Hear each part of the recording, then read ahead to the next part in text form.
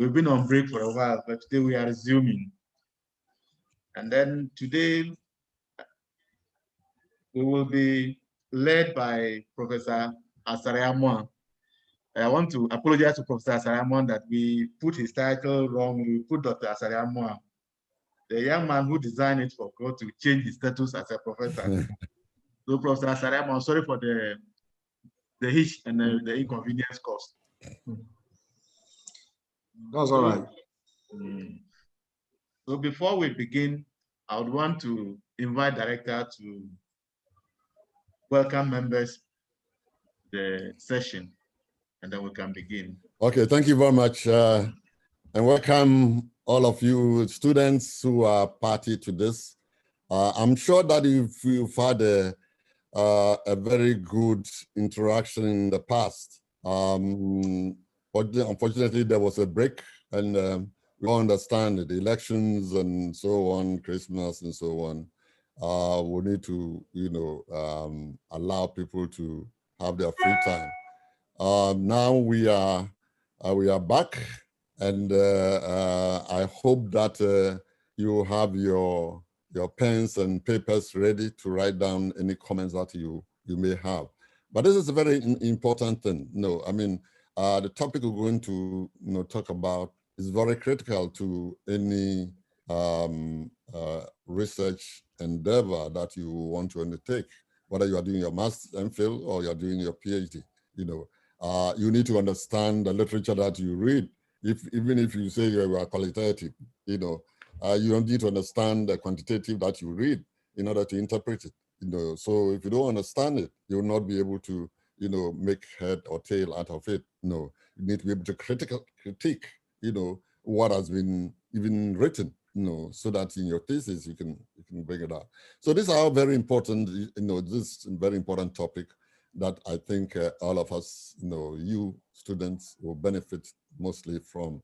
And you have nobody else but our latest professor in the university, who has gone through the mill and has really, been grilled and now all the experiences and so on, he wants to share something with you, So be attentive, have your hearing mechanisms ready, and if there are any issues you want to raise, you can raise with him, and all of us will be around. So thank you very much, and thank you, Prof, for accepting to do this. It's a service we're giving to our students. It's nothing else. In some places you have to pay for all these things, but it's a service. We think that if we can develop our own people to a certain level, high level, Ghana would be better than what we are, So enjoy yourself and pay attention, and write anything that you want to write on. But the video will be made available later on, So welcome once again, to this series of presentations. Thank you very much, Prof. Thank you so much, Prof, for the welcome, the warm welcome. I think today we're supposed to have two people facilitating, but unfortunately, Prof. Dr. Agyeman lost his father, and then the weekend he went for the burial, so we don't want to bother him with this. That's why Professor Asare will facilitate alone today. But I think that Professor Asare is not new to us or even to the students, because he's facilitated before. But just for emphasis and for those who did not attend the first workshop, he's the latest professor in the university now. He holds his PhD from the University of Nottingham in educational assessment, and he's a product of the University of Cape Coast. He's taught measurement and evaluation in the university here and has a wealth of knowledge in teaching and assessment of student theses and all aspects of education in Ghana. So without much ado, I want to welcome Professor Asare to start the ball rolling for his students. So Prof, You're welcome. Yeah. Thank you, Ima. Yes, like we already said, we're going to continue forward where we left from the other time. And before I start, let me share my screen with you. Yeah. And it's about research and theory writing seminar. And today the focus is going to be on qualitative analysis. I'm going to give you some few tidbits about qualitative analysis. Of course, I can't talk about all of them. After the presentation, yes, I will wait for questions, comments, and contributions, and for us to clarify some of the things that may not be very clear to us. Now, the presentation order is that I'll briefly talk about, explain what qualitative data is all about. I'll talk about data collection processes, and then organization of qualitative data. Then I'll hit us on a few considerations when we want to start qualitative analysis. And then I'll talk about the processes involved, what you're supposed to do when you're doing qualitative analysis. And then I have a sample coding, a sample, whatever, transcribed data, which I'll try to display on how to develop your coding from the data that I've collected. So that's how the order for the presentation. Like I said, the qualitative data and data collection, I'll briefly just explain it because there are things that we've talked about already.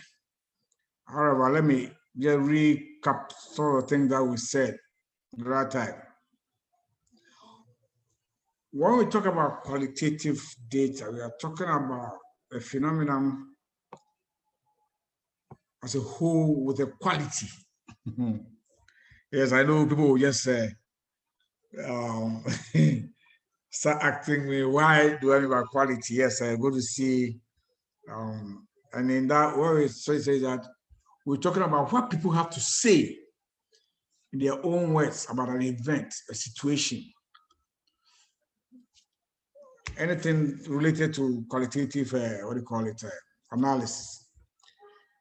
And again, we're talking about how deep descriptions of people's experiences are given out and that are used in our analysis, right?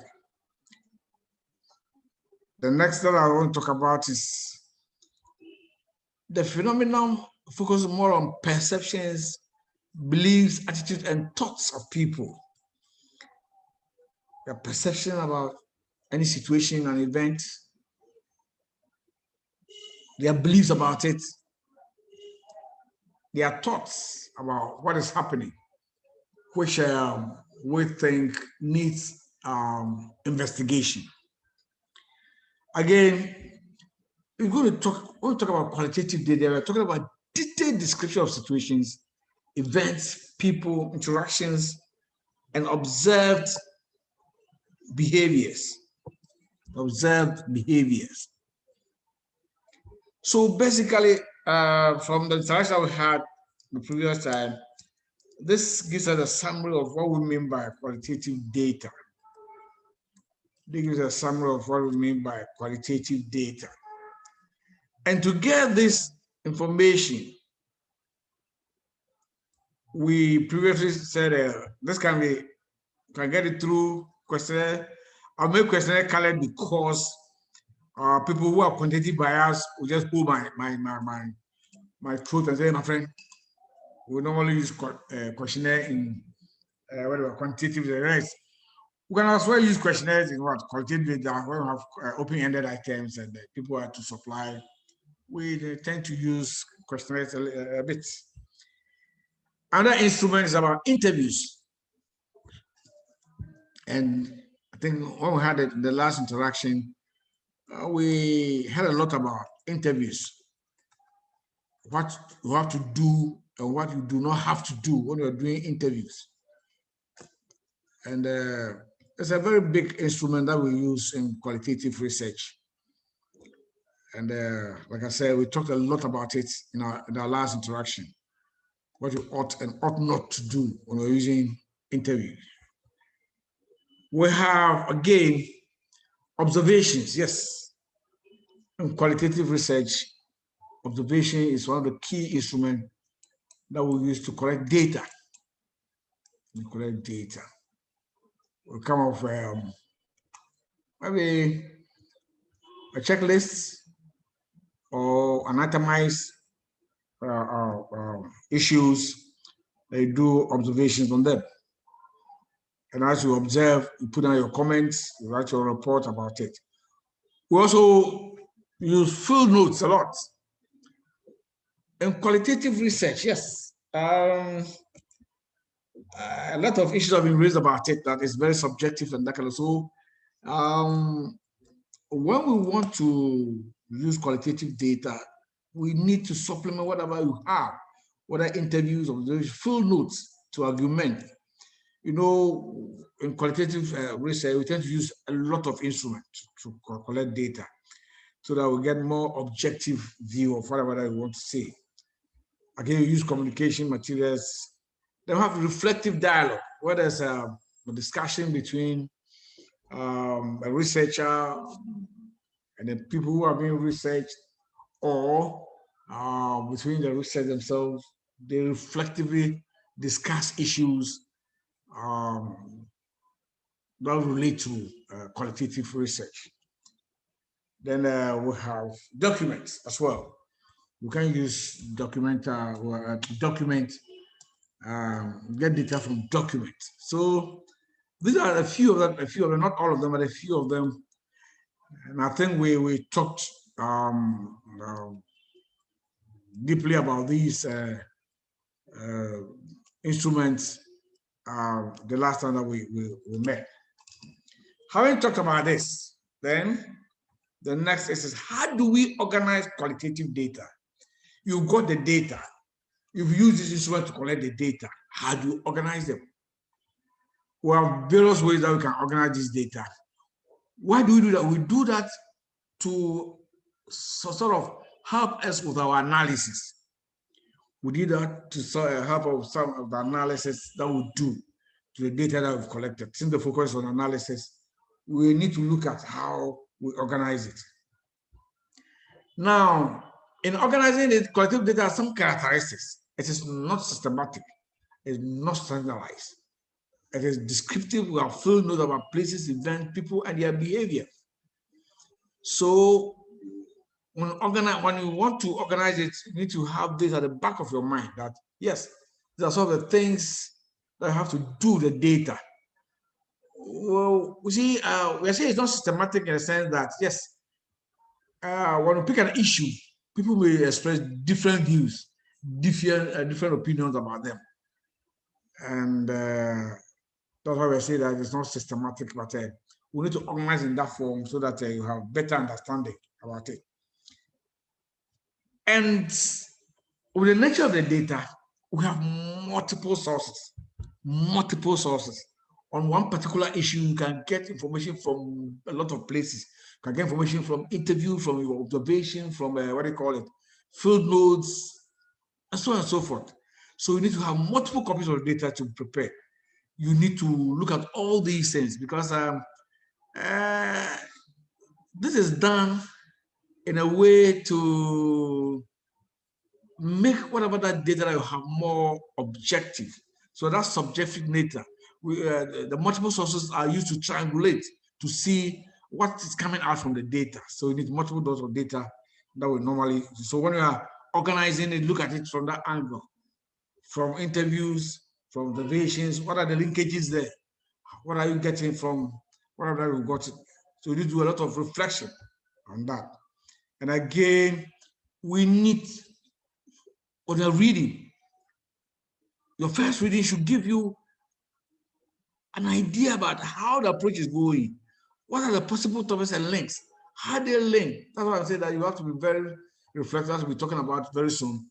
How are you linking all these things? Very, very, very important.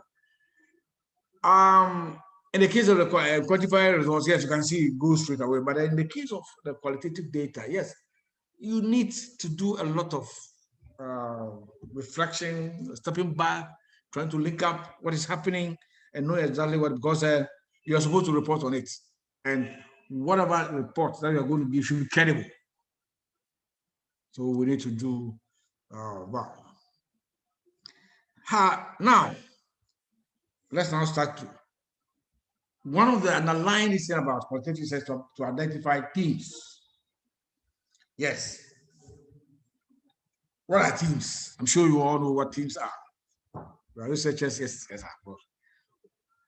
And I will explain three major ways that we can do. There are others, yes, but for our level and for our distance, let's look at how do we get these things.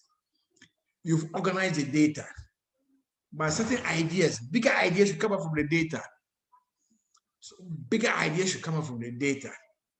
And these bigger ideas are being supported by minor ideas, minor issues, bringing up these bigger ideas. So how do we get them? What are the commonest ones that we normally use about? What are the themes in your research questions? You start with what do you call it? Your study. You need to come up with some research questions. But let me point out, with qualitative research, the very day that you start to embark on qualitative research is that very time you start your analysis. So it's some sort of, you move forward, you step back, you move forward, you step back to reorganize yourself.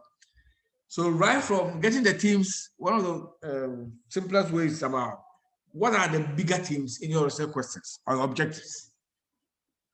What are the issues there? And these issues are, like we talked about the right time, come from your argument, what exists, what is there, the background, and why what is there is a problem. That's a state of the problem. You have a background where you come up with issues that is influencing your research. Then when you come to the research problem, why those issues that you have raised, it's a problem that you want to research into. So the themes come up from there. And it's based on that you develop your objectives and you come up with your research questions. Right. So what are the big issues in your research questions? We'll see more about how these things can be done as we move along. Another way of identifying your themes is through literature. What is literature talking about? The issues that you have raised right from the start. The issues that came out from your background, the issues that you think is coming out, creating that problem and the state of the problem. What is it? What has people said about it? What is literature talking about it? So the themes, the major themes that is focused on your literature can also form, can also be used as a theme that you need to develop. Then the almighty one, how to identify your themes from the data that you have collected. How we are getting your theme from the data that you have collected. We tend to focus more on that because with the data that you get from the field work and all those things, it gives you an idea, it gives you a better understanding, it gives you an in-depth description about issues of concern. So we tend to dwell more when we want to identify our themes from the data that we have. I'll give some few examples, a transcribed data and how to identify some of these things from the data that you have. So basically, this simple, there are others, but then for us now, you can develop your teams from this. And I think when it's questions time and then issues come up, we'll look at it in details and we'll see what we can do about it. Right. Now, so if our teams are coming from these three sources, let's say from the data or whatever it is, what is the process? What processes are involved in qualitative analysis? Let's now want to look at the processes involved in qualitative analysis. Yin, I'm going to quote Yin. He said, to analyze qualitative data, one must start with questions. Start with a small question first, and then identify your evidences to address the questions. Draw a tentative conclusion based on the weight of the evidences. Also, asking how you should display the evidence so that readers can check your assessment. Continue to larger questions and repeat the procedure. Keep going until you've addressed your main question or questions.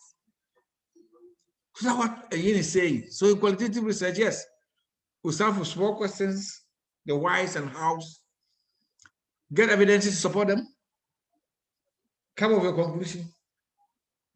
And then after coming out with that, it gives you the ability to ask bigger questions. And as you move on, it supports you to answer your main question. That is the main theme in that your question, the sub question, will now be resolved. However, in support of this, a champion said, to ensure methodological congruence in an underlying data, it should be consistent or compatible with the general underlying philosophy of the research. Yes, that's what the champion said. So what, the moment you get involved in qualitative research, your ontological and epistemological assumptions should be clear so that we know exactly where you're heading towards. And so, analyzing qualitative data, a champion is saying that it should be compatible with your underlying philosophy. Yes. What is ontological and this time our qualitative data? Yes, some of us, yes, we get involved in qualitative data without knowing the philosophical underpinning that we're getting ourselves involved. So at a point in time, we get to a point and then you said, qualitative research is a lot of problem. Yes, but then you need to know the underlying philosophy that's guiding you. In view of this, we want to analyze data, qualitative data. There are some considerations. One is that you should be a critical reader. You should be a critical reader. Why do I say that? I say that because you've interacted with people. They've given you information. You have come down. You have the information right in front of you. You should be able to read and understand and get the import of whatever that they are saying. You need to follow their argument. You need to understand the underpinning philosophy in whatever that the person will say. So if you're not a critical reader and want to embark on qualitative research, qualitative analysis, there will be a problem. Some of us we call it the grasshoppers. They get the data, they put it down for a very long time, and then all of a sudden they go for the data and start reading. They try to jot down anything at all. They end up not pushing or coming out of any good information. That's why I said that the very moment that we start qualitative research, we start the qualitative analysis. You should be a critical leader. What are the underpinning issues that you started with? What is the problem? What are the philosophy behind whatever that you are doing? What are the so if you're a critical reader, you should be able to connect all these things and know exactly what you have to put down. It is not anything that you have to put down in qualitative research, because there have been a lot of watch back on qualitative research. People are saying very subjective. We are saying so many things. So you need to come out so that whatever you put out there will be credible for people to understand. Again, what is your positionality in doing qualitative research? You need to come clear about where you stand. Are you a researcher? Or are you part of the research? I was doing a study with some teachers, and the moment they saw that I was with them and they thought I was a teacher, I mean, they had a problem performing as required. There were times where they came to me, were you doing the right thing? And I told them, do whatever you can. It's a research that I'm doing. I'm just observing you. You need to come clear. If you're a teacher and you're not careful and you get yourself involved in any teaching, if you're not careful, you go to the field and your personal decision will override the data that you have. So you need to come clear. Do you want to be part of the study yourself, or you want to stay outside and observe things there as a researcher? You need to come clear. If you're not clear about this thing, your personality will influence the data that you get. Another important consideration is about the size and nature of the group. Yes, I know questions that people will be asking, what's the sample size, the ideal sample size for the study, and blah, blah, that kind of thing. Yes. Or when it comes to, I will talk about it. The size. Are you dealing with a small group? If it's a small group, what is it that you want? Are you dealing with a large group? If it's a large group, the issue is that what is it that you want? What's the nature of the group that you're dealing with? When you do the analysis, qualitative analysis, you need to consider all these things, because there are other issues, there are other dimensions that can influence whatever that you come out with. So you need to consider the size and nature of the group as well. The next is the process of facilitating reflective activity. You should be a very reflective individual, because the qualitative research, it is you move forward, you step back, you move forward, you need to be very reflective. You should be able to step back, think about what has happened, connect issues, connect ideas, link up issues. So you need to be a very reflective practitioner. If you don't have that skill, analytic qualitative data becomes a problem. Because there are times you may read someone's, except if you're not careful, you take it just like you have seen it. However, when it comes to developing conclusions and coming out with new ideas, you need to think deep. So you should be a reflective practitioner. Again, when we're doing qualitative research, we're dealing with individuals. Most of the time, we get in touch with individuals.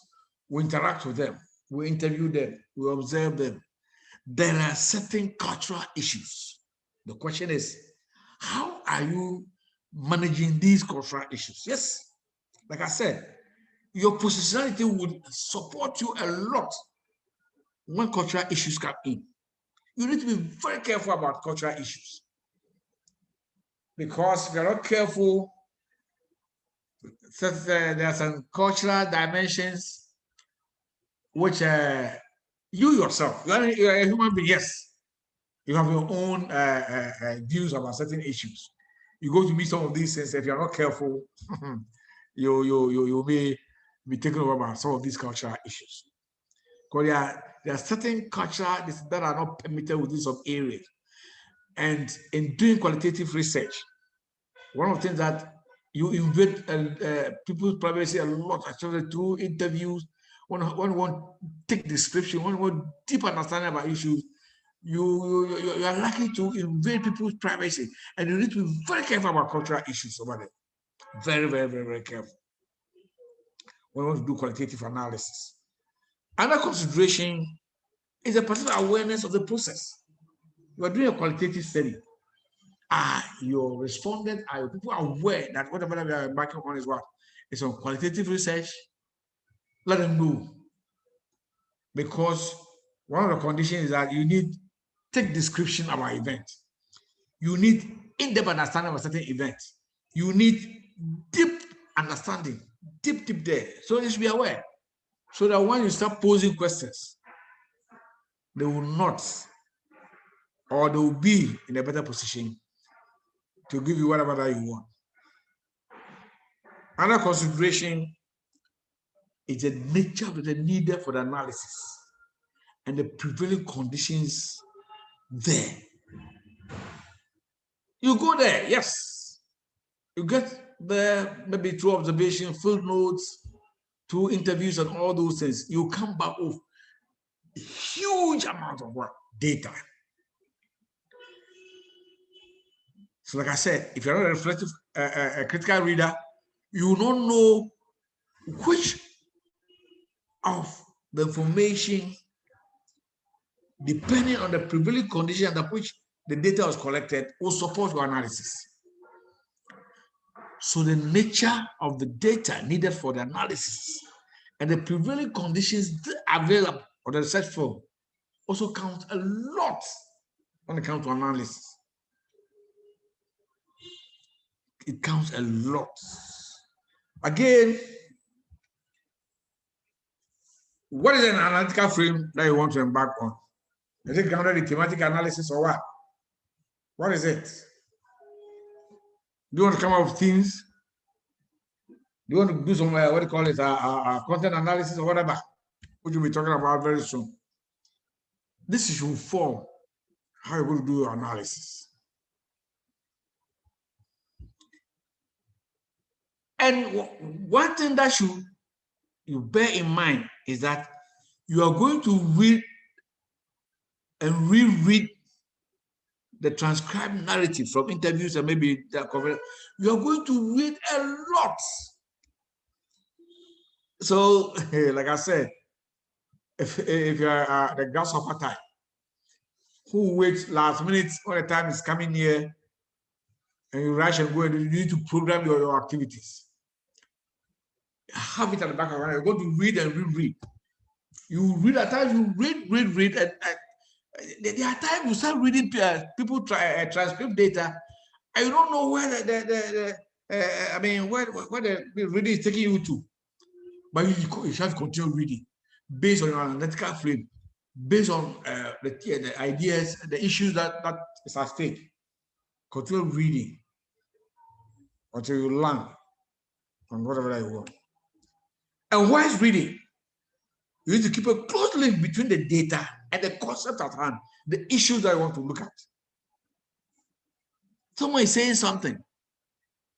As a reflective practitioner, as a critical reader, how am I linking what the person has said to the concepts and the issues that I'm researching on?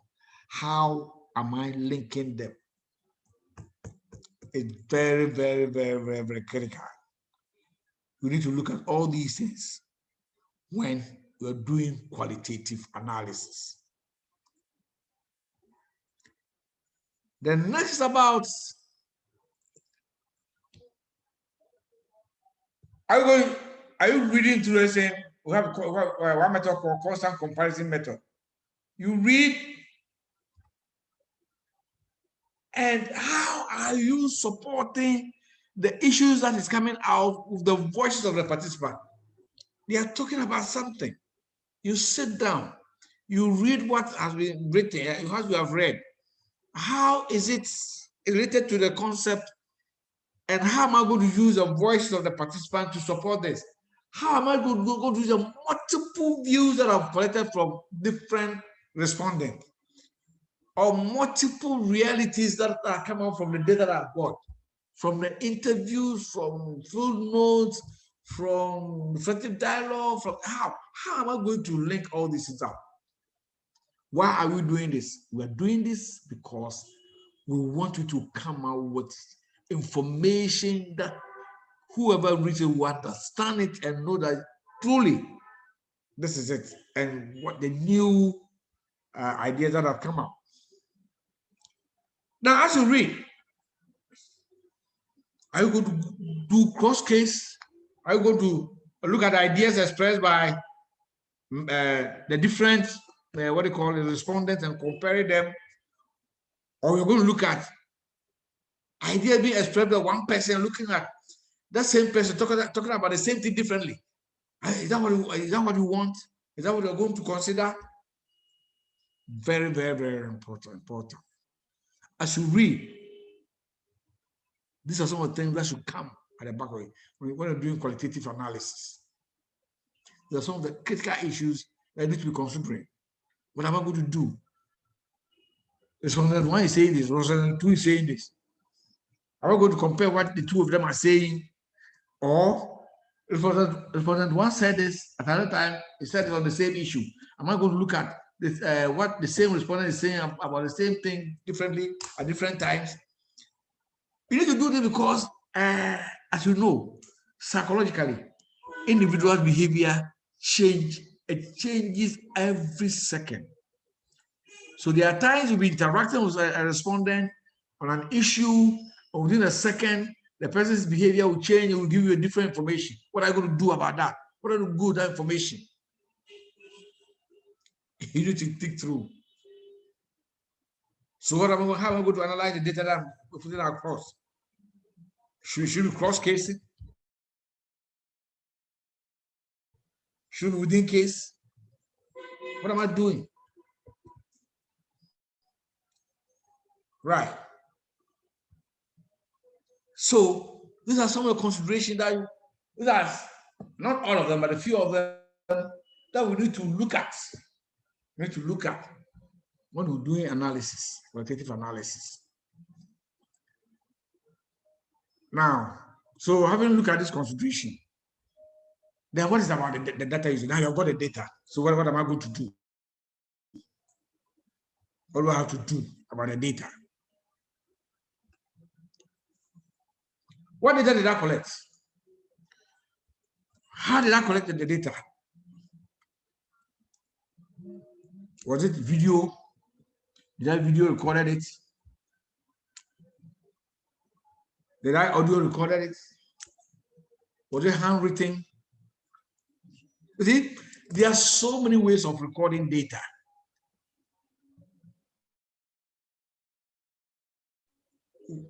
Depending on the information that you want, one strategy will be good for a particular study, but it will be deficient for another study.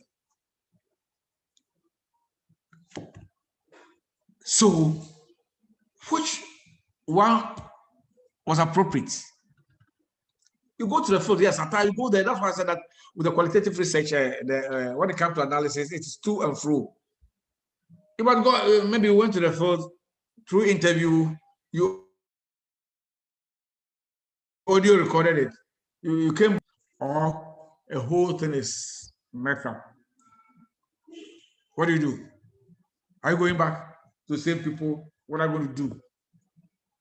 So if the interview, if the audio recording did not work, at what point do I have to use another recording list? So how did you record the views of your respondent? It's also very critical when it comes to data analysis. Very, very critical. If you don't do proper recording, you'll come back with rubbish. Because when you come back, you are going to clean the data before we start the analysis. So how do you record it? The transcribed data. How did you authenticate it? Whatever data that you have got, you need to authenticate it before you start with the analysis. Yes, it's just like in the quantitative, you are going to validate or whatever it is. In the qualitative, we talk about authentication and trustworthiness. About authentication, you think that if a letter indicator followed the same procedure as described by an earlier indicator to conduct the process, the letter English will arrive at the same findings and conclusions. So you need to authenticate it. In other words, do we expect to find about the same findings if we repeat the design and procedures? So authentication is very, very, very important in your data analysis. Again, during authentication, one of the common way that we use about respondent validation. What is it? Basically, we have so many types, but generally it's about you transcribe whatever that you've collected, you give it back to the respondent, for the respondent to tell you that that's exactly what you captured when we're dealing with him. But the question, do we do it? If you're not careful, and let's say you're using interview, go to a folder and decide to maybe interview people between 20 to 30 minutes, the volume of data that you come out with, depending on how you structured your, what do you call it, your interview. If you're not careful, you'll be overwhelmed. So when it comes to respondent validation, some of us, some research says, and I know we the what do you call it, beginning researchers, will just look at the video, even go back to them. But you have to go back to them to authenticate whatever that you have. Again, in authenticating, we have something called principle of historical continuity. What that this thing is saying is that action does not begin in a vacuum and never ends. And the researcher needs to pay much attention to the different contexts and tradition within which the information was collected. Did you take cognizance of that fact, the context within which the data was collected? Yes, you will be interviewing somebody within a particular context. The person may be fine. You go to other area, the next respondent within that context, that respondent may not be all that. Because since you're a researcher, you need to guard against that. The question is, did you take that into consideration? Principle of historical continuity, very, very important when we're validating. Another one is about principle of flexibility. Like I said, you should be a reflective practitioner. As a researcher, in validating, authenticating your data, did you make any conscious effort to reflect on the insights of your ontological and on your epistemological presumptions about you being a qualitative researcher? Did you reflect? You should know if your ontological stand. How do you view reality? Did you consider that? Is it? Did you look at it for data that you have? Is this? Do you have something coming out? Very, very important. Another issue about principle of vocability. Whatever information that you are giving out, is it bringing changes to social action? Is it coming? Are you coming up with a new idea? Are you coming up with new thing, or you are only inventing the wheel? Most of the time, we enter in this thing. If you don't take all these things into consideration, you get to a point and you see that you are reinventing the wheel. The old things, you are just only reinventing the old thing. But the graduate level, we expect that come up with new ideas. So when you are authenticating, did you do this? Was it workable? The data, is it workable?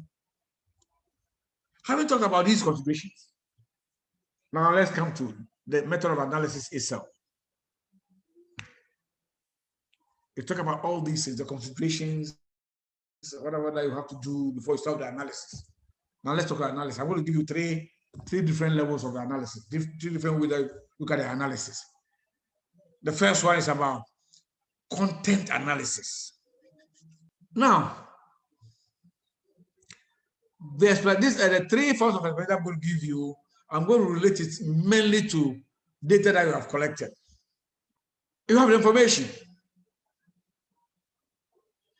maybe a documentary activity or some information analysis. That's what you want to do analysis. You want to do coding, you want to do classification, you want to do labeling and evaluation. Yes. Like I said, in the qualitative analysis, the coding is very, very important. I'm going to show you an asset. I did there's some, let's see whether it will come on. Yes. I'm sure you are seeing on the screen. This is a transcribed interaction between some teachers. Prof. Now, Prof, what is happening is that hello, Prof. he's coding. That's not come on the screen here too. Let me see. Sharing.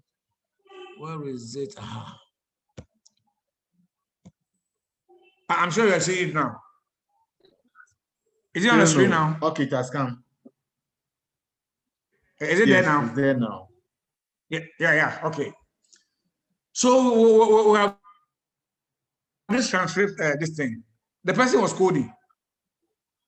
And you see, that's the traditional method that we want to code from, what do you call it? A data that you have collected. It's using colors. And in coding, one of the ways is to identify maybe a common word or common phrase that is occurring in a transcript. And we tend to use that as our code. So over here, we see that the first person talk about previous lesson, the second person talk about previous lesson, the third person is talking. So, Prof, if you can increase the font size. You see that previous lesson is becoming an issue in the data. Prof, so when you're coding, hello, Prof. Because it is occurring frequently, you need to maybe highlight on it and then focus your listening on it. However, this thing should depend on the concept, on the issue that you're trying to deal with. Hello, Prof. Can you increase an example of how we can you increase the size? Can you increase the size a little? Can you increase the size? So it's okay now. I think it's okay.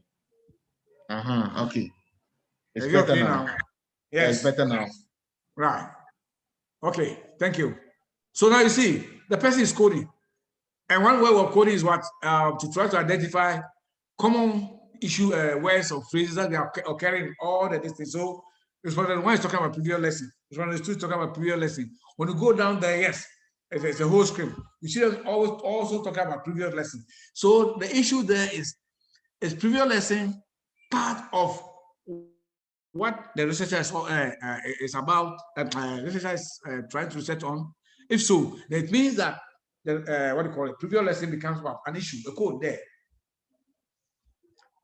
Now let's go on. So with the coding, the content, like this is what normally what you do. And another way is about approaches, the characteristics of the content, substantive nature and the form of what is coming out.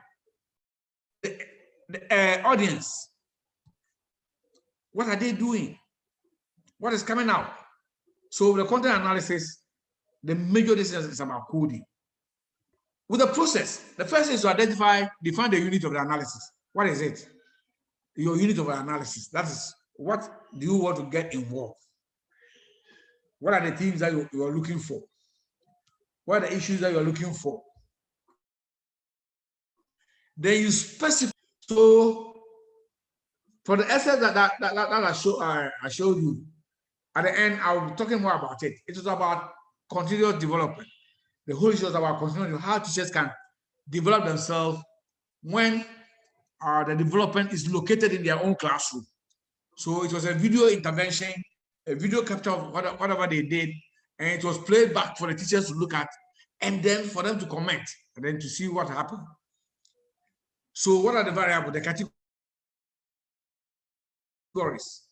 So professional development lesson, how the teacher introduced the previous lesson or what, and so on and so forth. The recording frequency. How many of the previous lessons were recorded in the transcript?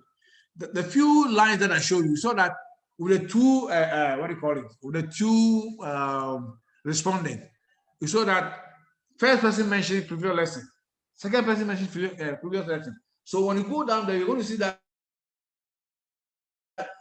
the frequency of about developing oneself using previous lesson is very crucial. So it becomes an issue for you. That's what we are developing from, what do you call it? The data that you collected. They do a continuous analysis. They come up with sampling techniques. All these things involve reading deep into the information that you have, the data that you have, trying to come out with the ideas that are coming out. Yeah, I see it now. Are you seeing it now? Yes, yes, we can see it now. Okay. Yeah. All right. Now let's go qualitative classification of qualitative data. Like I said, we have descriptive units, you have categories, we have patterns that come up. Again, you can use computers. I think we will need to have time so that each one of you will go to what do you call it, and then download the in-Vivo software. Then I take you through how to use the in-Vivo software. The in-Vivo, one of the software that we use in analyze qualitative data is about the use of computer, the in-Vivo. But I didn't make this the focus of this interaction because it's going to take us a very long, so that it's going to be a hands-on activity. I'll tell you to do this and you do that. But I just want to mention it to you that, yes, it can be done. You can use a qualitative data analysis software, the in-Vivo. And that one, it classified information, codes the category for you, help cross-classification, and a whole lot of that thing. But for today, I want us to focus more on the manual way that we do our. I want to go to the analysis 2, analysis. Here you identify categories, patterns, and themes emerging. And from what I show you, you see that all I'm trying to say is that when you look at the data that you have, how are you identify the categories? Someone may ask, what are categories? Categories are subunits of what? The team, the bigger teams. Issues that are put together to form the bigger team. These are the categories. It's just like a tree. With a tree, the stem become the team, the branches become what? The sub teams, and then the leaves on it become what? The categories. So you put the categories together, you form the sub team, and you put the sub team together, you form what? The team. So when you are reading through your transcript, the data that you've collected, all that you need to do is to identify common phrases, common words that are occurring, like what I showed you, and then later putting them together to form the team. So with inductive analysis, you identify categories, you identify patterns, and then come up with themes. If you're using the data that you have collected. Then we have the major one I want us to talk about today is about the coding process used in generation themes. I'm going to put some excerpts on this thing, and then we all look at it. In developing the code, there's a format. The format is what is someone saying, what is the meaning of the unit, what is the respondent saying. The next thing is, how are you describing what the respondent have said? How are you interpreting what the respondent have said? What general view is coming out of it? That is the categories and the sub team. And what bigger team is coming out from it? Like I said, I'm going to use that transcribed data to take you through some of these things. Yes. I'm sure you can see it on the screen. Yes. Iman, can you see this on the screen? Good. Someone collected data from the field. You have respondent 1, respondent 2, respondent 3. So the meaning of the units is what did the respondent say. Respondent 1 said, I saw that she was trying to review the children's previous knowledge. Or the same as respondent 2 said, I was trying to let them tell me what we did in the previous lesson. What she should have done was to let them know about the relation. So these are the verbatim quotations or verbatim to that this 3 respondents said. In using this coding regime strategy, what you, the researcher, will have to do is to describe what each of the respondents was trying to say. So for the first respondent, all that the person was trying to do was to introduce a lesson, which was long. The second respondent was also trying to comment on how to review students' previous lesson. And the third respondent describing what you heard, you've read. It's about the teacher uses an approach that do not positively impact on the lesson. So that's the idea about the original decision that have come. So after reading and rereading, these are things that came out. Then what is the interpretation of that? The interpretation was that the first person was trying to develop a lesson introduction skill. The second person was explaining how to review previous lesson. And the third respondent was trying to talk about the teacher using an unacceptable approach. So the sub team there, on the whole, on the review, on the whole, what was the person trying to do? The second respondent was trying to show understanding of a performance in the lesson. And the third person, the third respondent was only trying to recognize the use of appropriate strategy in teaching.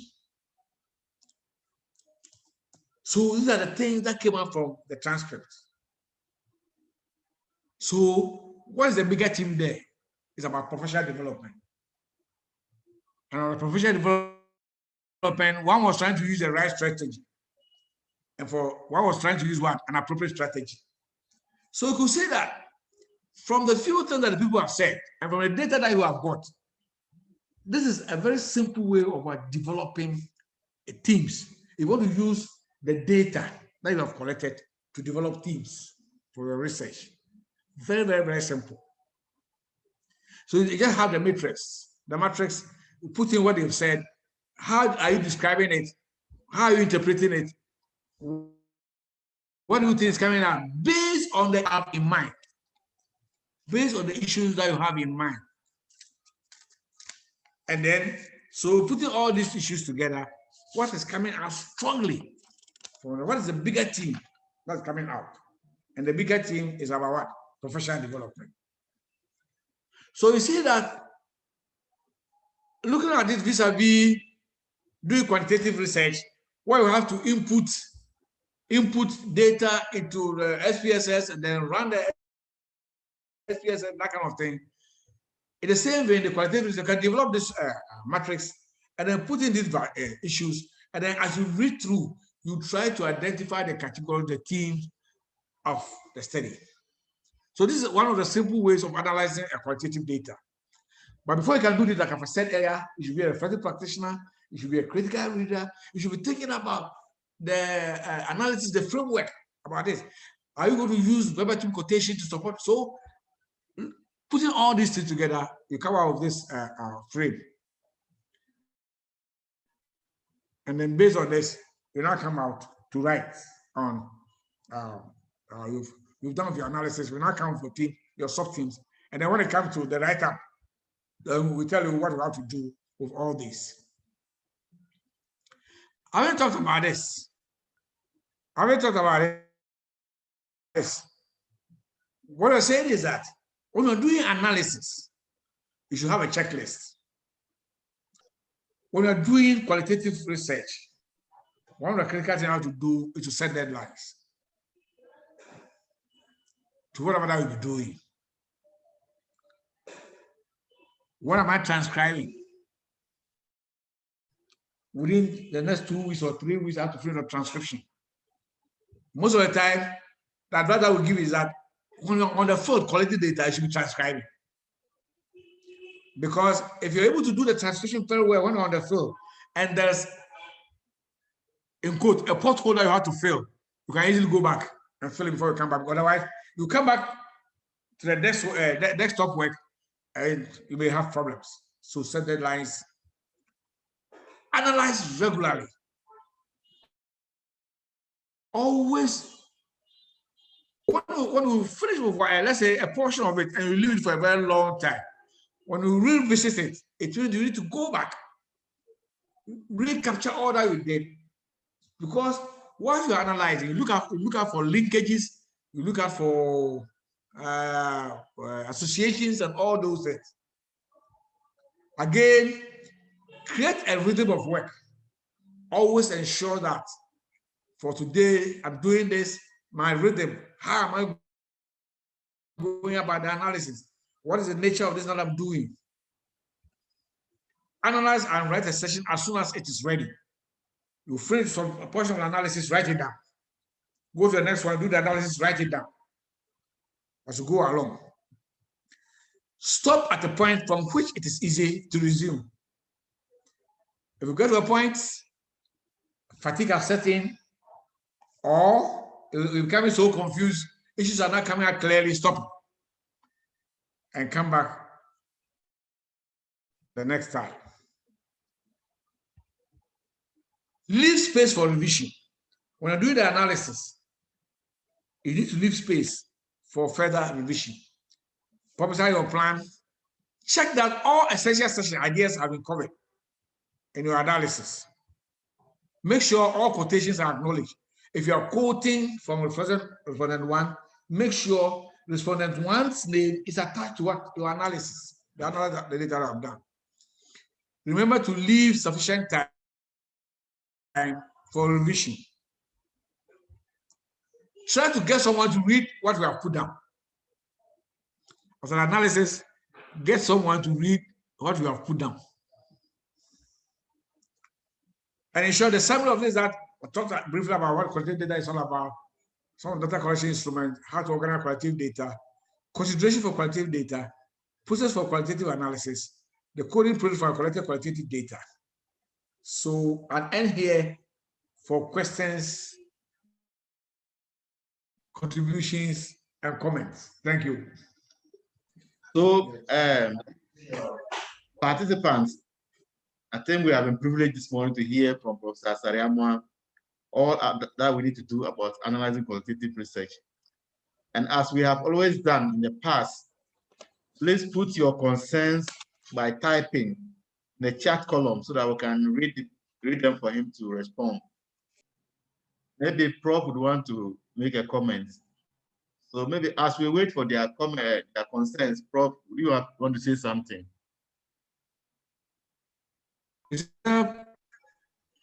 Prof, your microphone is my muted, microphone. so you need to unmute it. No, I mean, I did that. Yes, sorry. Okay. Yeah, sorry. Yes, I mean, we've heard a very exciting and interesting presentation, very detailed on what to do. Probably one of the things that would be a follow-up is the introduction to the in-Vivo qualitative analysis tool, that should come. But I think I want to also just mention the fact that, as he was talking about, this qualitative issue, he raised the issue of the philosophy, what philosophical and bend do you have, in carrying out the research? And that really dictates what you do, Are you in the positivistic and post-positivistic philosophical approach? Are you in the social, reconstitution approach? Are you in the participative approach, and so on and so forth?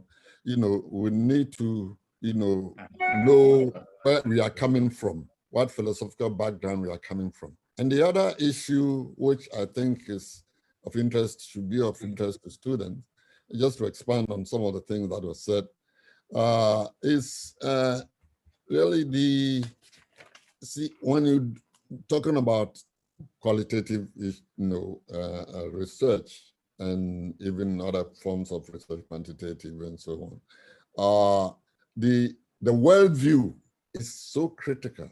An individual's worldview, is the what really controls the person, makes him think and feel and do whatever, So the worldview, understanding the worldview, which may include a culture, which was mentioned, which may include religion, which was mentioned, which may include gender, may include socioeconomic status, may include even political, dimension where you're coming from. All these constitute your worldview of the individual, So you are collecting data, that tells about the perception, the views, the attitudes, and so on, which really, what should I say, dictates what the individual feels, does, and so on, acts. So I think that that is just an addition to just strengthen that for all of the students, so that they think about, what is my world? How do I see the world? How do I see the things around me? In terms of gender, in terms of culture, in terms of this, in terms of that. They detect what you do. Consciously in your mind, it's telling you, do this, do that. Say this, and so on. So you continue to do that. So in qualitative research, we're trying to get to the innermost, intents of the individual. What the individual is harboring inside. You can't see it outside. You see the actions and so on. Fine, good. But inside, what is there? What is dictating that? What are the philosophical, dimension or considerable impingement that causes the individual to become a thief, or to do something else, what is it, So I think that's something, many students will escape these things. They wouldn't look at, the philosophical impingement, that, controls them. They wouldn't look at the, what is my worldview? How do I see the world? Do I see it in the quantitative terms? Do I see it, in other terms and so on? So those are, things that I would say, but I think it's very wonderful. I think students need to, I was trying to call one of my PhD students to be on it. Unfortunately, I called, I couldn't get. I said, come and listen. So, but I couldn't get. So I said, okay, right. yeah. Thank you, Prof. Yeah. Okay, thank you, Prof, for your explanation. So there are some few concerns that the students have raised. Ima, there's a question someone is asking about the advantage of qualitative research over quantitative research. Yeah, so in the comments. Let me start from the okay, start. All right. Let me start from the earlier ones. I don't know why they can't. Somebody saying that this, how is semantic data analysis done? Is that what? How is semantic data analysis done? Oh, this is from Mary. Thank you, man. Semantic analysis is just about what I explained at the last end there. It's about identifying themes, sub-themes, categories, and the process of identifying the categories, sub-themes, and themes in your analysis. Basically, that's how it is. Okay. So Daniel is asking, this Prof, what is the main advantage of qualitative research over quantitative research? Is it about quality?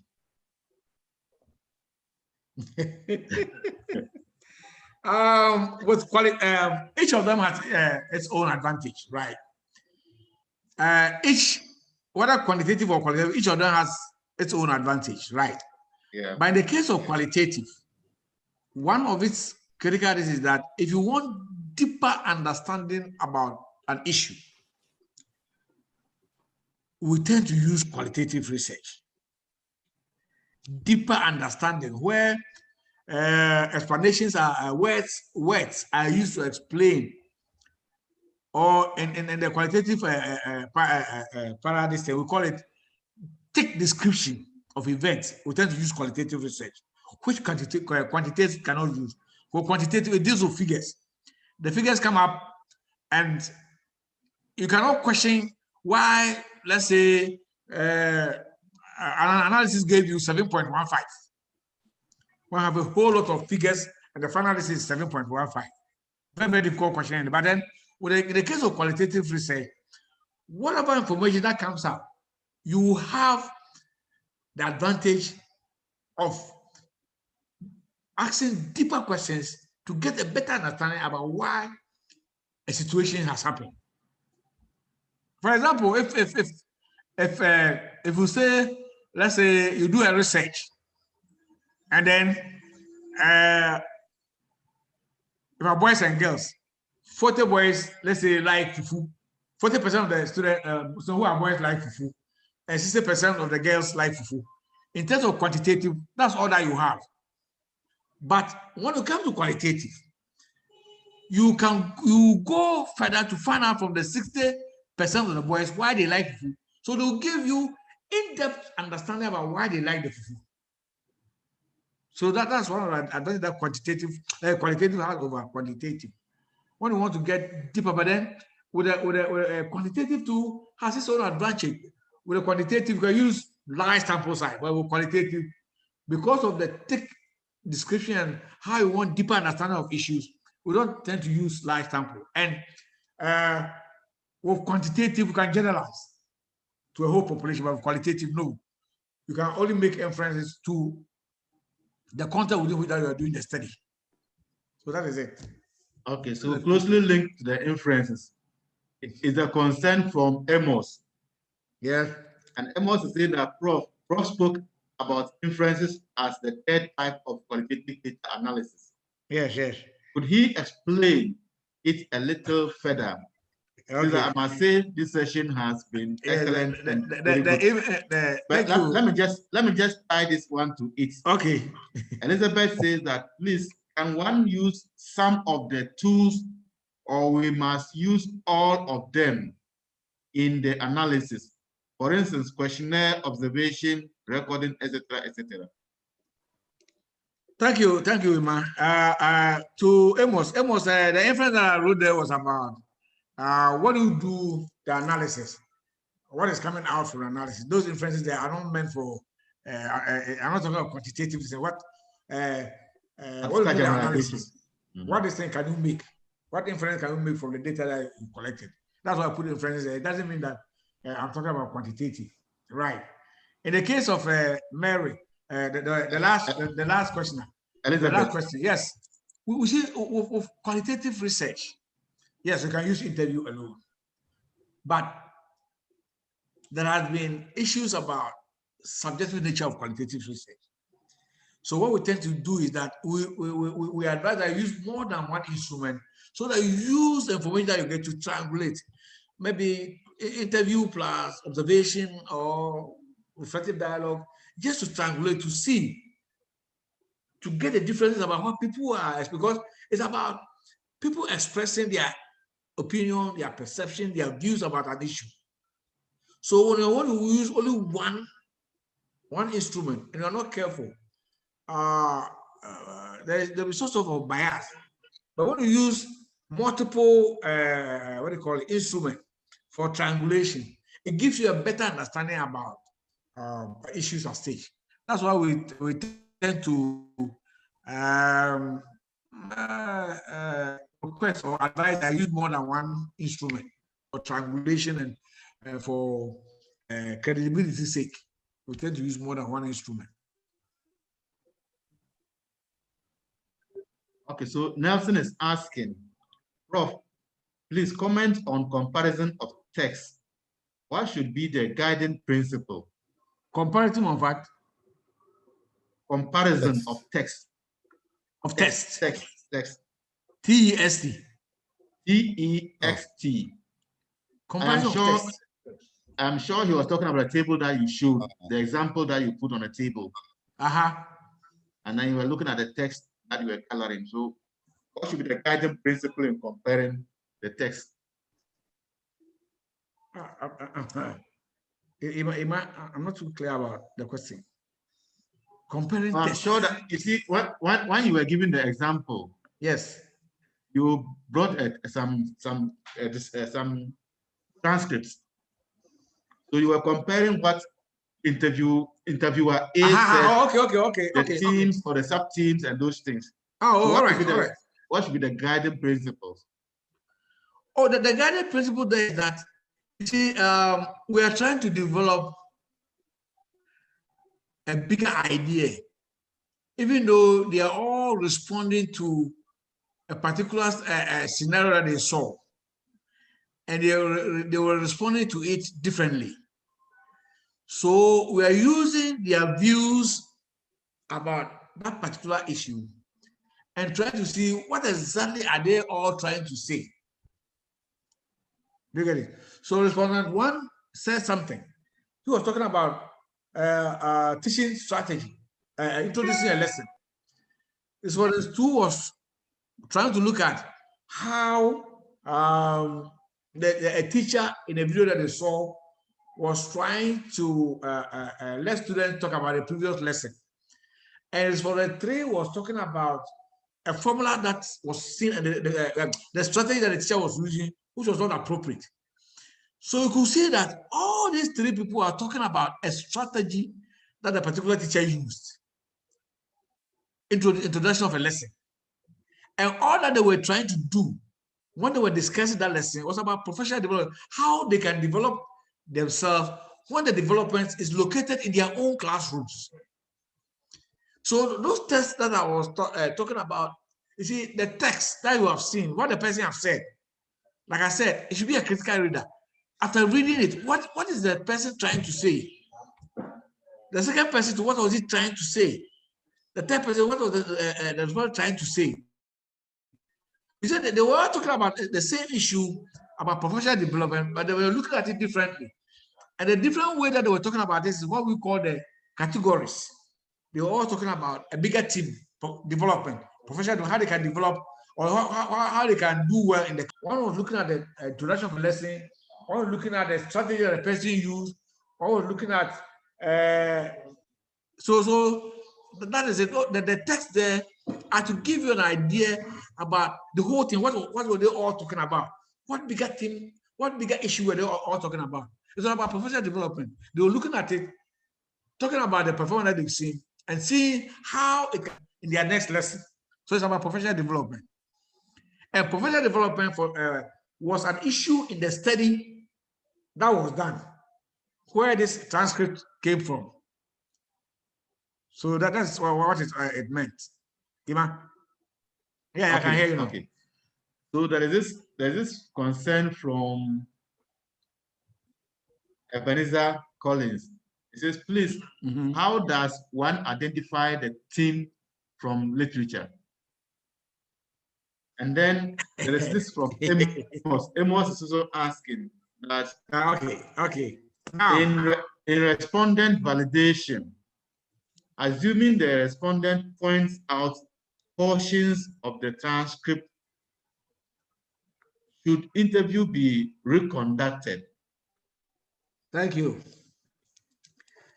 The first one about the themes of the literature. Now, like I said, before you start with the study, you try to develop an argument to establish the fact that there's a problem for you to work on. So the issue that will come up there, what is literature talking about it? For the study, the transcript that I displayed, literature was talking about professional development. And there were so many ways that professional development can be done. One of them is by looking at how teachers react to their own performance. And this study was about the teachers developing themselves when everything is located in their own classrooms. You see what you are doing in the classroom and tell us whether what you did was right or wrong, or was good, or you need some changes. Do you get it? So the literature will talk about professional development. So we go to literature and what is professional development all about? Then maybe another issue will be about maybe class management. So class management. What is literature talking about class management? So this bigger issue that you write on, what you're going to focus your teams on. That's all that it means. Because you cannot just get up and start doing a study. You need to read before even you identify the problem that you want to work on. So your readings, and the readings cannot be any reading at all. If you literature that you're going to read, you read, and identify the gaps that you want to focus on. So that's where you can identify your, what do you call it, your themes. Then the next one was about, you know what was the second one? Ima? The second one is that, yes, invalidating. It says that in responding. Okay, thank you. Now, when you go to the field and you come back with data, what we call data cleaning. You clean the data, those unwanted ones, you remove them. Respondent validation, you transcribe the interview, you give it to the respondent, and ask the respondent to look at it, whether there are so many ways. If it is an audio recorded, you can play it back for the person to listen. But the best thing is to transcribe it. If the person cannot read, when you go there, you read for him or her, okay? And then the respondent will tell you that, yes, this order that said. However, when you are playing back or you are sending anything back to the respondent, he will tell you that, for this portion, no, I didn't say it. It's part of the data cleaning, so you remove it. You don't do a new interview, but if he says, this is not what I said, just remove it. And that's all. They don't go back to re-interview him again. Except that the person may not have understood the original questions that you gave that person. So the responses may go parallel to the questions that you ask. Then to you, like I said, a particular instrument may be suitable for a particular data that you want to collect. So if it is parallel to whatever that you had, it means that the interview this that you used was not the best instrument to use to collect data from that person. And there are a host of them. You can follow on any other and then get information that you want. Okay, so somebody's asking, what are the principles guiding content and inductive analysis? Principles guiding content and inductive analysis. Principles guiding content and inductive analysis. What are the issues that you're looking for? What are the issues? So as you read, how are the issues being identified in the content of this that you're doing? Inductive analysis. Someone may raise an issue to you by reflecting inductively, what is that? How are you, what's your understanding about what has been put down there? So some of the principles are getting a better understanding about what has been written down. Second is about knowing the issues at stake that you want to get information on. Now, another thing about data analysis that I didn't focus on is about, yes, you may be reading a transcript. It is not always that you're going to get a positive feedback from a question that you pose. There are times the transcript, you will get some negative views expressed about an issue. You need to capture all those. So in inductive and this thing, you need to look at both positive and then negative issues that come out from what? The data that you're analyzing. Okay. So right. Stella is asking, says, please, Prof, considering the area of data collection and qualitative research, is it really important to carry out a pilot study, and why?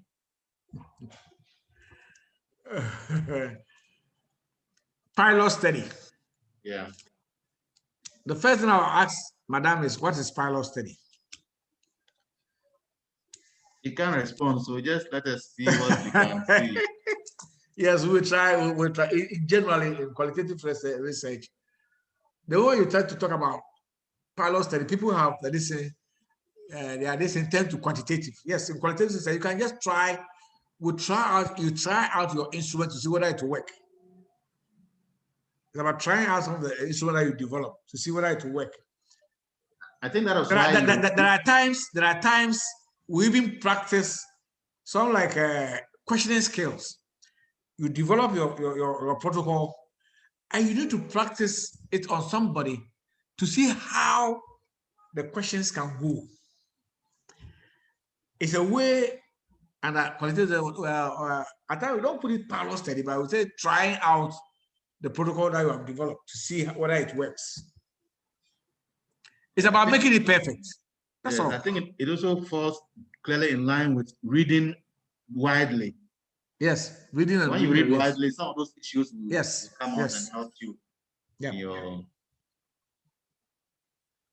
Okay, so somebody is saying that in applying a theory to two novels, apply a theory. In applying a theory to two novels, will I be right if I compare the similarities and differences and raise? I'm sure this is the language. According to Silverman, in qualitative research, there can be some form of what? Tabular representation. And there can be some form of what? Descriptive statistics. Maybe percentages. Yes, percentages. You can do it, but it should be more related to, like we are saying, if you want to look at how these differences can come in, maybe this theory has this different, this theory has that. Yes, it is accepted. But not inferential statistics, no. Okay, so Mary is saying again that, please, I stated semi-structured questionnaire as one of the data collection tools for qualitative research. It was rejected. So please, how can I convince the instructor concerning its use? Semi-structured. Yes. The word structured is there. You could have used open-ended item, open-ended. Because semi-structured, there will be some form of what? Quantification and some form of what? Open-ended thing. So rather, you should make it all open-ended. The moment it becomes structured, then the issue of quantification comes in. Yeah. So that's why I want to do a presentation.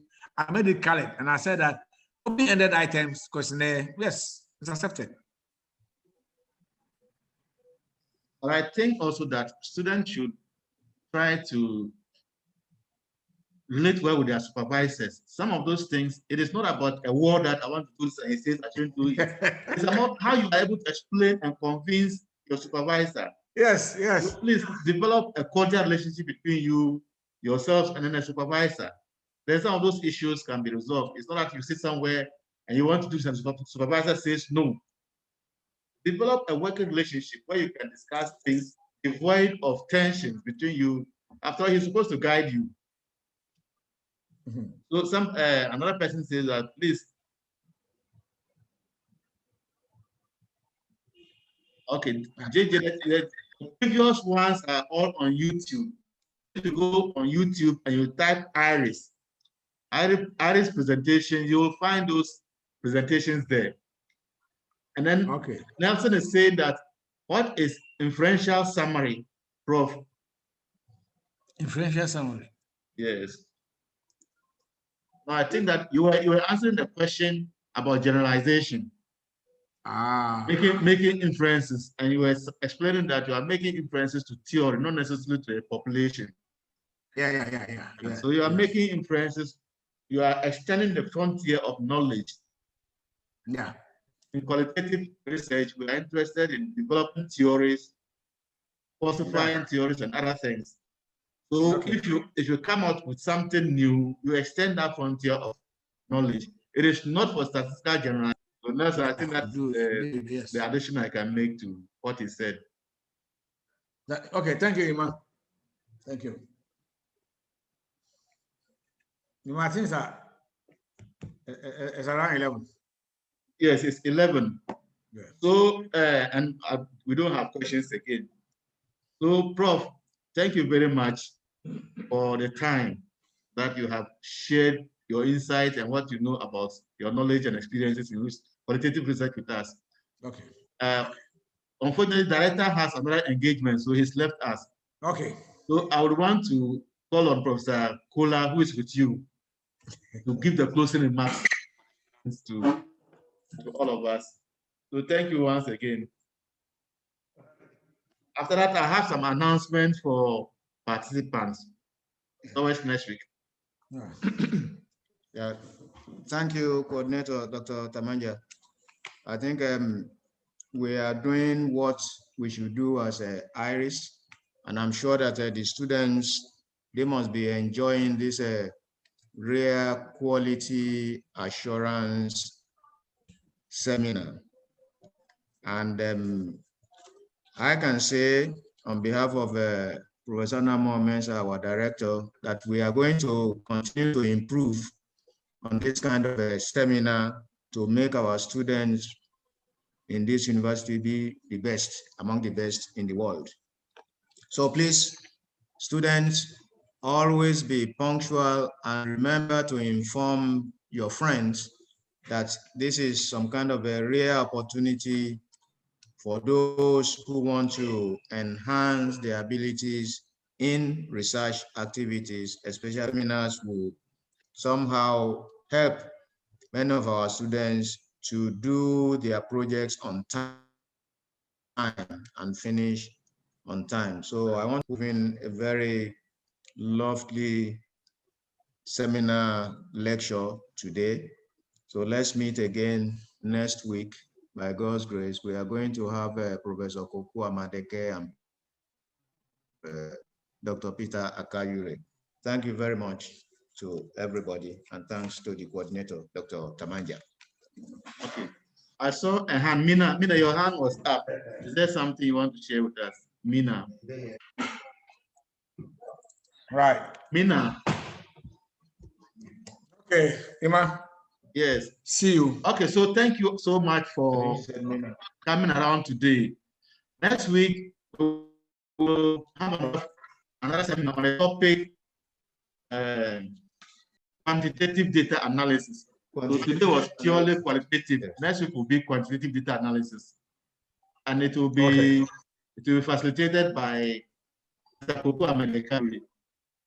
The advert will be out possibly tomorrow. And we'll put it on the university's website as well as the graduate students platform.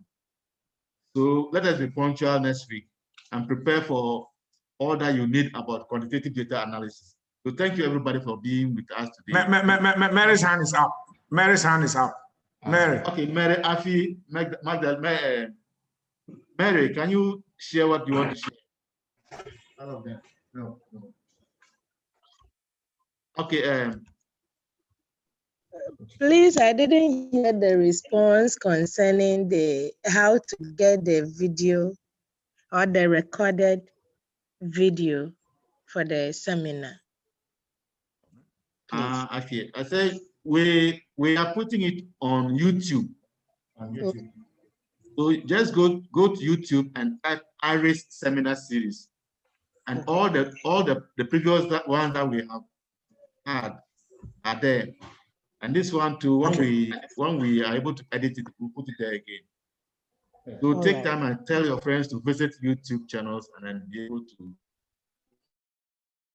watch what we have been doing so far. Thank you. We'll see you on Tuesday. Yeah.